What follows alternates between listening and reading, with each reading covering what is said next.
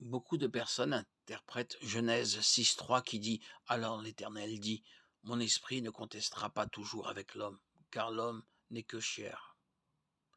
Il vivra 120 ans comme une limite d'âge à la vie humaine.» Genèse chapitre 11 mentionne cependant plusieurs personnes qui ont dépassé cet âge. Par conséquent, certains interprètent Genèse 6.3 comme une règle générale. Après le déluge, la durée de vie des hommes a commencé à baisser de manière dramatique comparé Genèse 5 et Genèse 11, jusqu'à moins de 120 ans. Genèse 11, 24. Depuis cette époque, peu de personnes ont dépassé les 120 ans. Une autre interprétation qui semble mieux correspondre au contexte est que Genèse 6.3 serait une annonce par Dieu de la venue du déluge d'ici 120 ans, qui se rapporterait donc à la destruction de l'humanité par le déluge.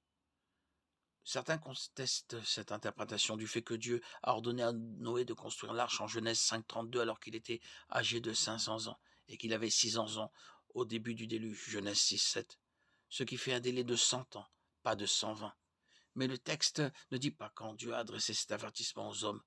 De plus, Genèse 5.32 ne mentionne pas le moment auquel Dieu a demandé à Noé de construire l'arche, mais l'âge auquel il a engendré ses 3 fils.